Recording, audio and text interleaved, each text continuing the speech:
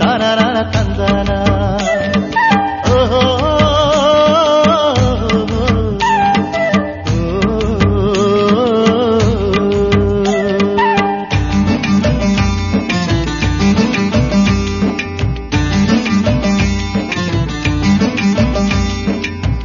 ಎಲ್ಲಿನ ಹೋಗಲಿ ಎಲ್ಲಿನ ನೋಡಲಿ ಎಲ್ಲೆಲ್ಲಿಯೂ ನೀ ತುಂಬಿರುವೆ ಯೇಸುವೆ, ಪಾಪಿಗೆ ಆಸರೆ ನೀವೇ ಯೇಸುವೆ, ಪಾಪಿಗೆ ಆಸರೆ ನೀವೇ.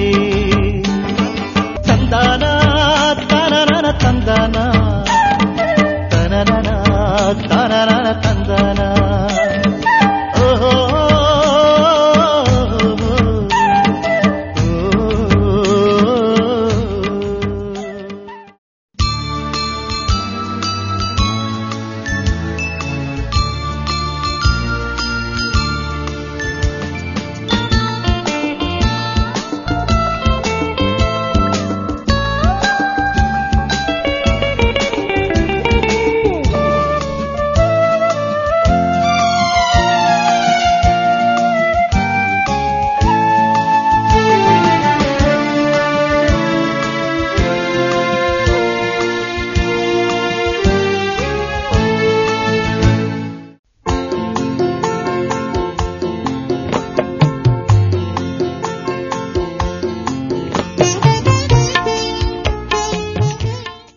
Praise the lord.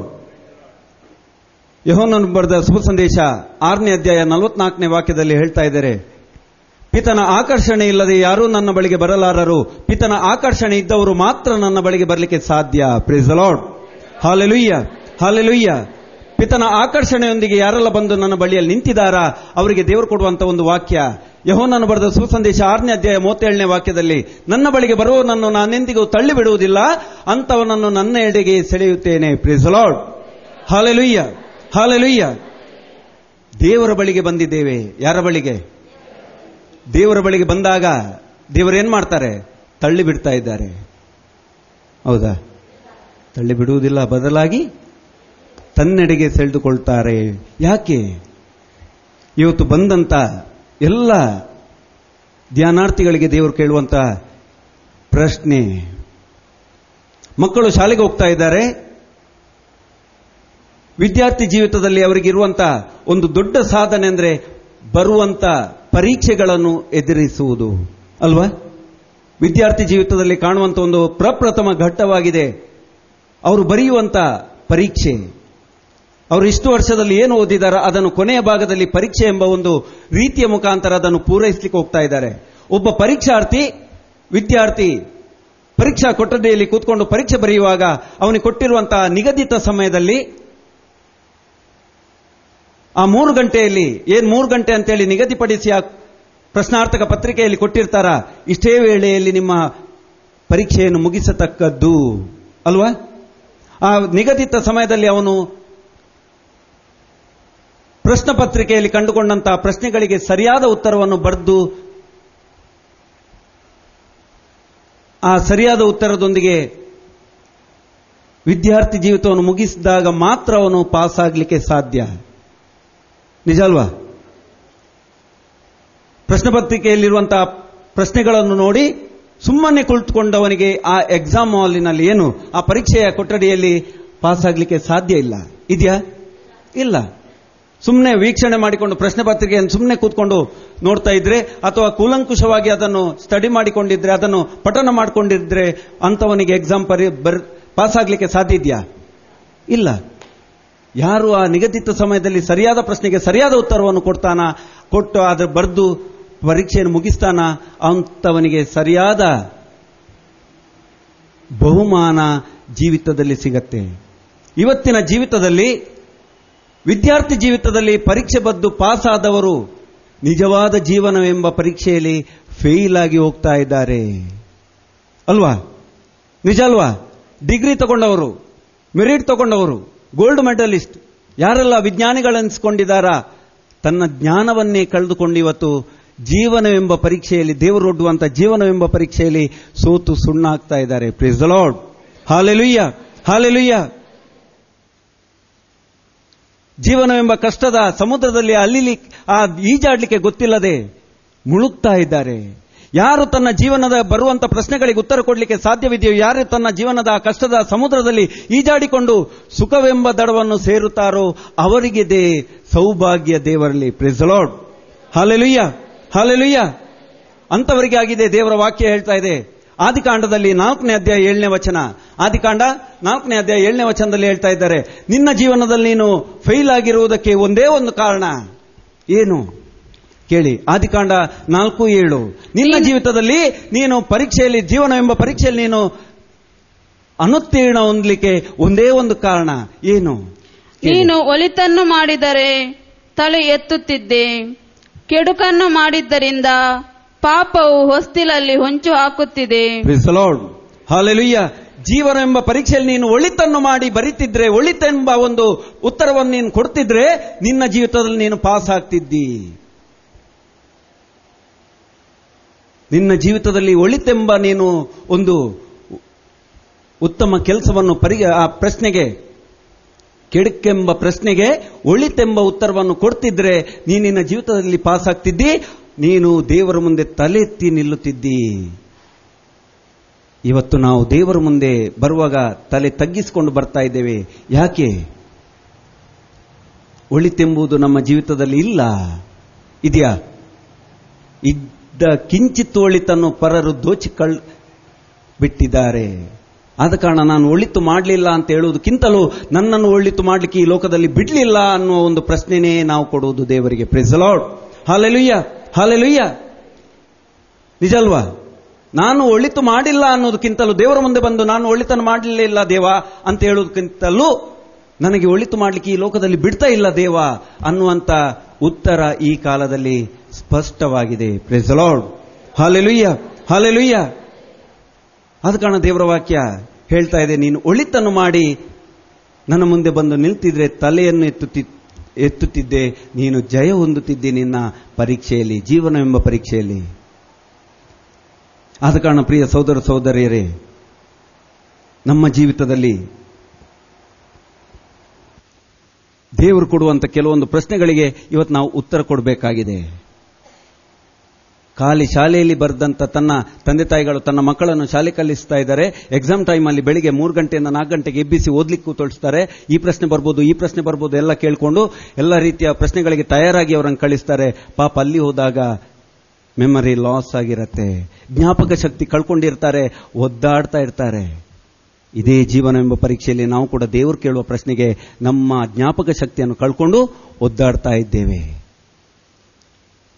ದೇವರ ಮೊದಲ ಪ್ರಶ್ನೆ ಆಯಿತು, ನೀನು ಎಲ್ಲಿರುತ್ತೀಯಾ? ನೀನು ಎಲ್ಲಿದ್ದೀಯಾ? ನೀ ಎಲ್ಲಿರುತ್ತೀಯಾ? ಮಾನವ ಕುಲಕ್ಕೆ ದೇವರು ಕೇಳಿದಂತ ಪ್ರಪ್ರಥಮ ಪ್ರಶ್ನೆ ಇದಾಯಿತು, ನೀನು ಎಲ್ಲಿರುತ್ತೀಯಾ? ಆ ಪ್ರಶ್ನೆಯಲ್ಲಿ ವಾತ್ಸಲ್ಯ ಇತ್ತು, ಪ್ರೀತಿ ತುಂಬಿತ್ತು, ಒಂದು ರೀತಿಯ ಗದರಿಕೆ ಇತ್ತು, ಒಂದು ರೀತಿಯ ಆತಂಕ ಇತ್ತು. ಪ್ರತಿಯೊಂದು ಮಾನವರಿಗೆ, ಪ್ರತಿಯೊಂದು ಮನುಷ್ಯನಿಗೆ ಕೇಳುವಂತ ಮೊದಲ ಪ್ರಶ್ನೆ ದೇವರು, ನೀನು ಎಲ್ಲಿರುತ್ತೀಯಾ?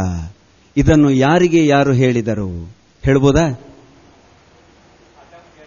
ಆದಾಮನಿಗೆ ಯಾವಾಗ ಹೇಳಿದ್ರು? ಪಾಪ ಮಾಡಿದಾಗ ಹೇಳಿದ. ಯಾವಾಗ ಹೇಳಿದು? ಸಿಂಪಲ್ ಆಗಿ ಹೇಳಬೇಕಾದ್ರೆ, ನಿಮ್ಮ ಮಕ್ಕಳು ಆಟ ಆಡ್ಲಿಕ್ಕೆ ಹೊರಗೆ ಹೋಗಿದ್ದಾರೆ, ನೀವು ಮಾರ್ಕೆಟಿಗೆ ಹೋಗಿದ್ದೀರಿ, ಹಿಂತಿರುಗಿ ಬರುವಾಗ ನಿಮ್ಮ ಮಕ್ಕಳು ಕಾಣ್ತಾ ಇಲ್ಲ. ಮೊದಲು ನೀವು ಬಾಗಿಲು ತೆಗೆದು ಮಗುವನ್ನು ನೋಡುವಾಗ ಇಲ್ಲ, ನೀವು ಫಸ್ಟ್ ಏನ್ ಕೇಳ್ತೀರಾ? ಮಗುವಿನ ಹೆಸರು ಕರೆದು ಕೇಳ್ತೀಯಾ? ಕೈ ಎಷ್ಟಾಯಿತು ಅಲ್ವಾ? ಪೀಟರ್, ಗ್ರೇಸಿ, ಕೈ ಎಷ್ಟಾಯಿತು ಅಂತೇಳಿ ಕೂಗಿ ಕೇಳ್ತಾ ಇದ್ದೇವೆ.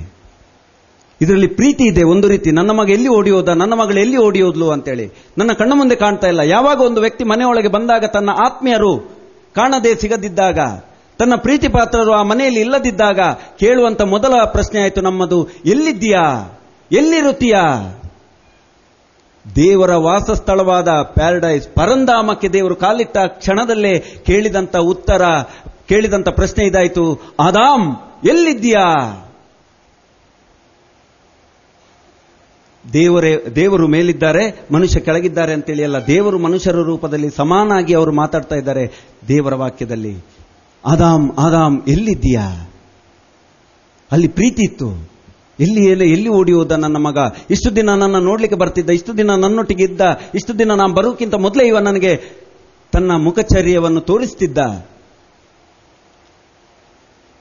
ಇವತ್ತು ಕಾಣ್ತಾ ಇಲ್ಲಲ್ಲ. ಒಂದು ರೀತಿಯ ಆತಂಕ. ಎಲ್ಲಿ ಹೋದ? ಒಂದು ರೀತಿಯ ಗದರಿಕೆ. ಮನೆಯಲ್ಲಿ ಕೆಲವೊಮ್ಮೆ ನಮ್ಮ ಮಕ್ಕಳು ಎಲ್ಲಿಯಾದ್ರೂ ಇಲ್ಲದಿದ್ದಾಗ ಜೋರು ಮಾಡ್ತೇವಲ್ಲ, ಕೈಯ ಸಾರೆ ಕೇಳ್ತೇವ, ಓಸ್ರೆ ಕೈಯ ಸಾರೆ ಮಕ್ಕ ಕಿಟ್ಟಾಗ ಅಂತ ಹೇಳ್ತೇವ? ಇಲ್ಲ.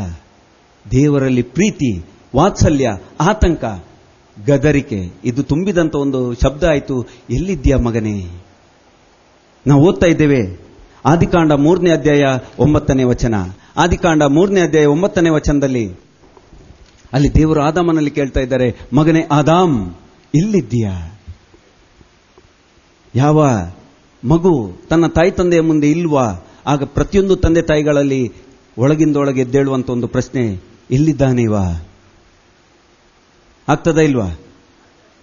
ಈಗಿನ ಮಕ್ಕಳು ಹೊರಗೆ ಹೋಗಲ್ಲ ಬಿಡಿ. ಟಿವಿ ಹಾಕಿ ಕೂತ್ಕೊಂಡ್ರೆ ಪೋಗೋ ಚಾನಲ್, ಕಾರ್ಟೂನ್ ನೆಟ್ವರ್ಕ್, ಮತ್ತೆ ಯಾವುದು ಇದ್ದ ಸುಡುಗಾಡ ಎಲ್ಲ ಚಾನಲ್ಗಳು ಇಟ್ಕೊಂಡು ಕೂತ್ಕೊಂಡಿರ್ತಾರೆ. ಒಂದು ತಟ್ಟೆ ತಿಂಡಿ ಇಟ್ಕೊಂಡಿರ್ತಾರೆ, ಬಾಯಿಗೆ ಹಾಕೊಂಡು ತಾಯಿ ಬಂದಲ್ಲ ಕಳ್ಳ ಬಂದು ಹೋಗಿ ಹೋದ್ರೂ ಗೊತ್ತಾಗಲ್ಲ. ತಾಯಿಗೆ ಕೇಳುವ ಪ್ರಶ್ನೆನೇ ಇಲ್ಲ ಈ ಕಾಲದಲ್ಲಿ, ಇಲ್ಲಿದ್ಯಾ ಅಂತೇಳಿ. ಗೊತ್ತಿದೆ ನನ್ನ ಮಗ ಎಲ್ಲೂ ಹೋಗಲ್ಲ, ಟಿವಿ ಮುಂದೆ ಬಟನ್ ಹೊತ್ಕೊಂಡೇ ಇರ್ತಾನೆ. Praise the Lord, hallelujah, hallelujah. ಆ ಕಾಲದಲ್ಲಿ ದೇವರನ್ನು ದೊಡ್ಡ ತಪ್ಪು ಮಾಡಿದ್ರು ಅಂತ ಅನ್ಸತ್ತೆ.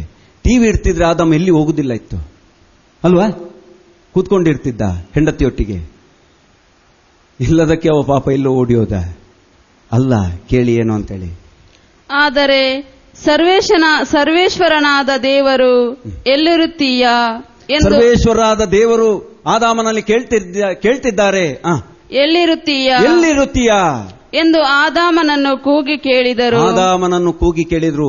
ಆ ಕಾಲದಲ್ಲಿ ಕೇಳಿದಲ್ಲ, ಈ ಕ್ಷಣಕ್ಕೂ ಪ್ರೀತಿಯ ಸಹೋದರ ಸಹೋದರಿಯರೇ, ಈ ಕ್ಷಣಕ್ಕೂ ಈ ನಿಮಿಷಕ್ಕೂ ದೇವರು ಪ್ರತಿಯೊಂದು ಹೆಜ್ಜೆ ಹೆಜ್ಜೆಯಲ್ಲೂ ಕೇಳ್ತಾ ಇದ್ದಾರೆ. ಪ್ರತಿಯೊಂದು ಮಾನವ ಸಂಕುಲವನ್ನು ನೋಡಿಕೊಂಡು, ಎಲ್ಲಿದ್ದೀಯಾ ಮಗನೇ, ಮಗಳೇ? ಪಾಪ ಮಾಡಿ ದೂರ ಹೋದಾಗ, ದೇವರಿಂದ ದೂರ ಸರಿದಾಗ, ದೇವರ ಕಣ್ಣ ಮುಂದೆ ಕಾಣದಿದ್ದಾಗ ದೇವರು ಕೇಳುವಂತ ಒಂದೇ ಒಂದು ಪ್ರಶ್ನೆ, ಎಲ್ಲಿದ್ದೀಯಾ ನೀನು? ಪದೇ ಪದೇ ಯಾಕೆ ಹೇಳ್ತಾ ಇದ್ದೇನೆ ಅಂದ್ರೆ, ದೇವರನ್ನು ಅನುಭವಿಸಿದಂಥ ವ್ಯಕ್ತಿಗಳಿಗೆ ಗೊತ್ತಿದೆ ಹೊರತು ದೇವರ ಅನುಭವಿಸದ ವ್ಯಕ್ತಿಗಳಿಗೆ ಗೊತ್ತಿಲ್ಲ. ನಿಮ್ಮ ಮಕ್ಕಳ ನೋವು ನಿಮಗೆ ಮಾತ್ರ ಗೊತ್ತಿದೆ ಹೊರತು ನಿಮ್ಮ ನೆರೆಕೆರೆಯವರಿಗೆ ಗೊತ್ತಿಲ್ಲ. ನಿಮ್ಮ ತಂದೆ ತಾಯಿಯ ನೋವು ನಿಮಗೆ ಮಾತ್ರ ಗೊತ್ತಿರಬೇಕೆ ಹೊರತು ಪಕ್ಕದ ಮನೆಯವರಿಗೆ ಗೊತ್ತಿರಲಿಕ್ಕಿಲ್ಲ. Praise the Lord, hallelujah, hallelujah, hallelujah. ದೇವರು ಕೇಳಿದಂತ ಒಂದೇ ಒಂದು ಪ್ರಶ್ನೆ, ಆದಾಮ್ ಎಲ್ಲಿದ್ದೀಯಾ? ಇದಕ್ಕೆ ಉತ್ತರ ಇದೆಯಾ? ಮೊದಲನೇದಾಗಿ ನಾವು ತಿಳ್ಕೊಳ್ಬೇಕಾಗಿದೆ ಪ್ರಿಯರೇ, ನಾವು ಈ ಲೋಕದಲ್ಲಿ ಎಲ್ಲಿದ್ದೇವೆ?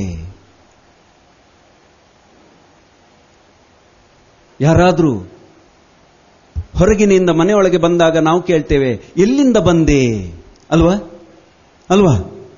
ಹೌದು, ಬಿಸಿಲಿಂದ ಬಂದೆ, ಇನ್ನೆಲ್ಲಿಂದಲೋ ಬಂದೆ, ಕಷ್ಟಪಟ್ಟುಕೊಂಡು ಬಂದೆ, ಆ ರೀತಿ ಬಂದೆ, ಅವರು ಉತ್ತರ ಕೊಡ್ತಾರೆ. ಆದರೆ ದೇವರು ಕೇಳುವ ಪ್ರಶ್ನೆಗೆ ಉತ್ತರ ಕೊಡ್ಲಿಕ್ಕೆ ಅಷ್ಟು ಸುಲಭ ಇಲ್ಲ. ಮೊದಲನೇದಾಗಿ ದೇವರು ಕೇಳುವ ಪ್ರಶ್ನೆಗೆ ಉತ್ತರ ಗೊತ್ತಿರಬೇಕಾದ್ರೆ ಮೊದಲು ನಾನು ಎಲ್ಲಿದ್ದೇನೆ ಅನ್ನೋದನ್ನು ತಿಳ್ಕೊಳ್ಬೇಕಾಗಿದೆ. ನಾನು ಈ ಲೋಕದಲ್ಲಿ ಏನ್ ಮಾಡ್ತಾ ಇದ್ದೇನೆ? ಆಗಷ್ಟೇ ನಾವು ಕೇಳಿದೆವು, ದೇವರ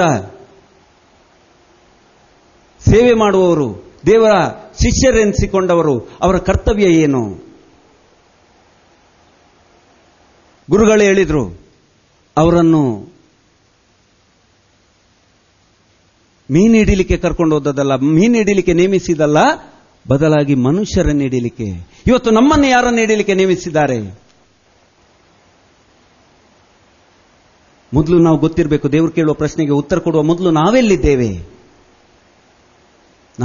ಅಂತೇಳಿ ಗೊತ್ತಾದ್ರೆ ಮಾತ್ರ ನಾವು ದೇವರಿಗೆ ಉತ್ತರ ಕೊಡ್ಲಿಕ್ಕೆ ಸಾಧ್ಯ ಆಗತ್ತೆ. ನಾನು ಎಲ್ಲಿದ್ದೇನೆ ಅಂತೇಳಿ. ನಾವು ಲೂಕ್ 15ರಲ್ಲಿ ದುಂದುಗಾರ ಮಗನ ಸಾಮತಿಯಲ್ಲಿ ನೋಡ್ತಾ ಇದ್ದೇವೆ. 2ನೆಯ ಮಗ, ಮೊನ್ನೆ 1ನೇ ಮಗನ ಸಾಮತಿ ಹೇಳಿದೆ, ಇವತ್ತು 2ನೇ ಮಗಂದು ಗೊತ್ತಾಗತ್ತೆ. ತನ್ನ ಮನೆಯಲ್ಲಿ ಸಿರಿ ಸಂಪತ್ತು, ಭೋಗ ವೈಭೋಗಗಳಿಂದ ಮೆರೀತಿರುವಂತ ಮಗ ಅವನಿಗೆ ಗೊತ್ತಿರಲಿಲ್ಲ ನಾನು ಎಲ್ಲಿದ್ದೇನೆ ಅಂತೇಳಿ. ಹೊರಗಿನ ಪ್ರಪಂಚ ನೋಡಿಕೊಂಡು ಹೇಳಿದ, ಇದೇ ಪ್ರಪಂಚ, ನಾನು ಇಲ್ಲಿರಬಾರ್ದು ಅಲ್ಲಿರಬೇಕು ಅಂತ ಹೇಳಿಕೊಂಡು ಎದ್ದು ಹೋದ. ಜ್ಞಾನವನ್ನು ಕಳ್ಕೊಂಡ, ಅಜ್ಞಾನಿಯಾದ, ತಿಳುವಳಿಕೆಯೊಂದಿಗೆ ವರ್ತಿಸಿಲ್ಲ, ಬದಲಾಗಿ ಮೂಢ ಪ್ರೌಢ್ಯದಿಂದ ಜೀವನ ಮಾಡಿದ. ಗೊತ್ತಾಗ್ಲಿಲ್ಲ ಅವ ಎಲ್ಲಿದ್ದೇನೆ, ನಾನು ಎಲ್ಲಿದ್ದೇನೆ, ಎಲ್ಲಿ ಬಂದಿದ್ದೇನೆ, ತಂದೆಯ ಮನೆಯನ್ನು ಬಿಟ್ಟು ನಾನು ಎಲ್ಲಿ ಬಂದಿದ್ದೇನೆ ಅಂತ ಗೊತ್ತೇ ಆಗಲಿಲ್ಲ. ಇಷ್ಟವರೆಗೆ ಸುಖ ವೈಭೋಗಗಳೊಂದಿಗೆ ಜೀವನ ಮಾಡ್ತಾ ಲೌಕಿಕ ಸುಖವನ್ನು ಇಟ್ಕೊಂಡು ಜೀವನ ಮಾಡಿದ್ನ. ಆ ಲೌಕಿಕ ಜೀವನ ಇವನಿಂದ ದೂರವಾದಾಗ, ಕಷ್ಟಕರವಾದ ಜೀವನ ಇವನನ್ನು ಸಮೀಪಿಸಿದಾಗ ಗೊತ್ತಾಯಿತು ಅವನಿಗೆ, ಆಗ ಗೊತ್ತಾಯಿತು ನಾನು ಎಲ್ಲಿದ್ದೇನೆ ಅಂತೇಳಿ. ಅರ್ಥಕೊಂಡ, ನಾನಿರುವಂತ ಸ್ಥಳ ಏನು, ನಾನು ಮೊದಲಿದ್ದಂಥ ಸ್ಥಳ ಏನು. ನಾವು ಓದ್ತಾ ಇದ್ದೇವೆ ಲೂಕ್ 15:17-18 ಯಾವಾಗ ತನ್ನ ಇರುವಿಕೆಯ ತಿಳುವಳಿಕೆ ಅವನಿಗೆ ಬಂದಿತು, ತಾನು ಎಲ್ಲಿದ್ದೇನೆ ಅಂತೇಳಿ ಅವನಿಗೆ ಯಾವಾಗ ತಿಳಿಯಿತ, ಆಗ ಅವ ಹೇಳುವಂತ ಒಂದು ಉತ್ತರ, ದೇವರು ಕೇಳುವಂತ ಪ್ರಶ್ನೆಗೆ ಉತ್ತರ ಕೊಡ್ಲಿಕ್ಕೆ ತಯಾರಾದ. ಏನಂತೇಳಿ? ಲೂಕ್ 15:17-18 ಆಗ ಅವನಿಗೆ ಬುದ್ಧಿ ಬಂತು. ಯಾವಾಗ? ತನ್ನ ಇರುವಿಕೆಯ ಸ್ಥಳವನ್ನು ಗುರುತು ಮಾಡಿಕೊಂಡಾಗ, ತಾನು ಎಲ್ಲಿದ್ದೇನೆ ಅಂತೇಳಿ ಕೇಳುವಾಗ, ತಾನು ಎಲ್ಲಿದ್ದೇನೆ ಅಂತೇಳಿ ತಿಳ್ಕೊಂಡಾಗ ಅವನಿಗೆ ಬುದ್ಧಿ ಬಂತು. ದೇವರು ಕೇಳುವ ಪ್ರಶ್ನೆಗೆ ಆಗ ಅವನಿಗೆ ಗೊತ್ತಾಯ್ತು ನಾನು ಎಲ್ಲಿದ್ದೇನೆ ಅಂತೇಳಿ. ಆಗ ಅವ ಉತ್ತರ ಕೊಡ್ಲಿಕ್ಕೆ ಶುರು ಮಾಡ್ತಾನೆ. ಏನಂತೇಳಿ ಕೇಳಿ. ಆಗ ಅವನಿಗೆ ಬುದ್ಧಿ ಬಂತು. ತಾನು ಇರುವಿಕೆಯ ಸ್ಥಳವನ್ನು ಕಂಡುಕೊಂಡಾಗ ಅವನಿಗೆ ಬುದ್ಧಿ ಬಂತು. ಅಲ್ಲಿವರೆಗೆ ಬುದ್ಧಿ ಬರಲಿಲ್ಲ. ಬದಲಾಗಿ ಹೇಳ್ತಾ ಇದ್ದಾನೆ ಏನಂತೇಳಿ, ನನ್ನ ತಂದೆಯ ಮನೆಯಲ್ಲಿ ಎಷ್ಟು ಮಂದಿ ಕೂಲಿ ಆಳುಗಳಿಗೆ ತಿಂದು ತೇಗುವಷ್ಟು ಆಹಾರವಿದೆ. ನನ್ನ ತಂದೆಯ ಮನೆಯಲ್ಲಿ ಎಷ್ಟೋ ಕೂಲಿ ಆಳುಗಳಿಗೆ ತಿಂದು ತೇಗುವಷ್ಟು ಆಹಾರ ಇದೆ.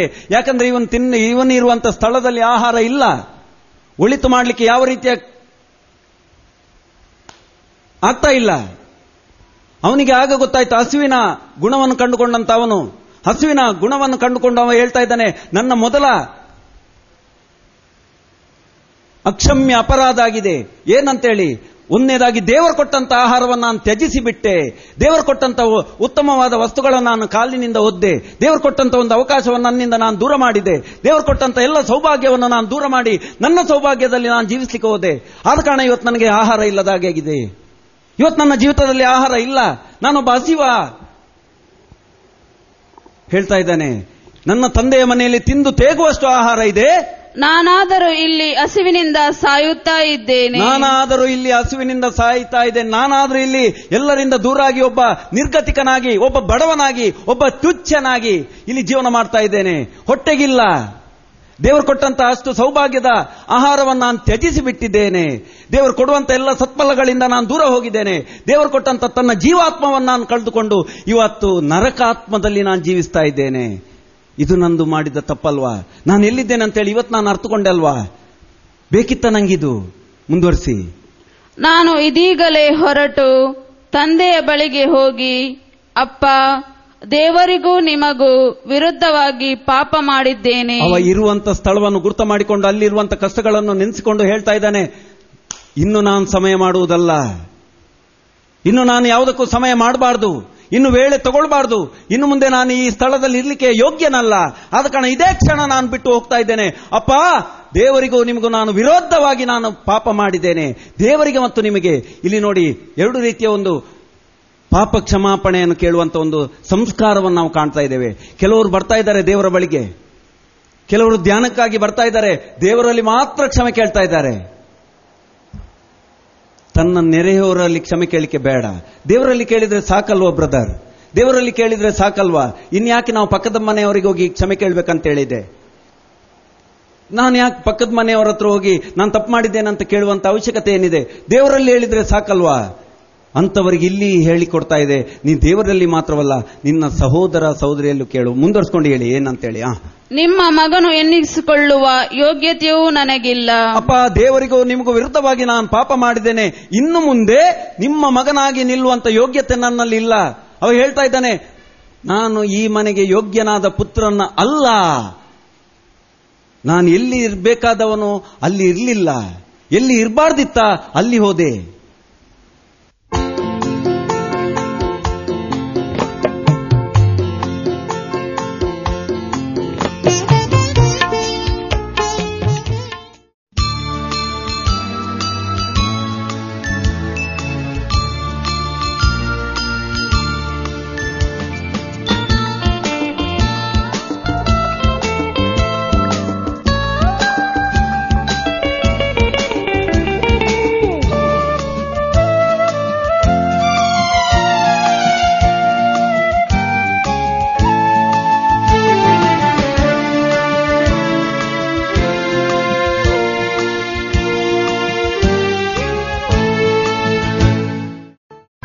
ಯೇಸು ನುಡಿದರು, ದುಡಿದು ಭಾರ ಹೊತ್ತು ಬಳಲಿ ಬೆಂಡಾಗಿರುವ ಸರ್ವ ಜನರೇ, ನೀವೆಲ್ಲರೂ ನನ್ನ ಬಳಿಗೆ ಬನ್ನಿರಿ, ನಾನು ನಿಮಗೆ ವಿಶ್ರಾಂತಿ ಕೊಡುತ್ತೇನೆ.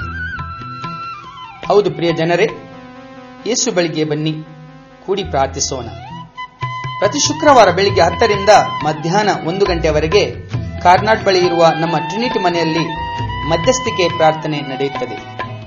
ನೀವು ಕೂಡ ನಮ್ಮೊಡನೆ ಸೇರಿ ಪ್ರಾರ್ಥಿಸಲು ಬನ್ನಿರಿ. ನಿಮ್ಮ ಎಲ್ಲ ಕೋರಿಕೆಗಳನ್ನು ಯೇಸುವಿನ ಸಾನ್ನಿಧ್ಯದಲ್ಲಿ ಸಮರ್ಪಿಸುತ್ತಾ ನಾವು ವಿಶ್ವಾಸದಿಂದ ಪ್ರಾರ್ಥಿಸುತ್ತೇವೆ. ಮರೆಯಬೇಡಿ, ಪ್ರತಿ ಶುಕ್ರವಾರ ಬೆಳಿಗ್ಗೆ 10 ರಿಂದ ಮಧ್ಯಾಹ್ನ 1 ಗಂಟೆಯವರೆಗೆ. ಸ್ಥಳ ಟ್ರಿನಿಟಿ ಮನೆ, ಕಾರ್ನಾಡ್, ಮುಲ್ಕಿ.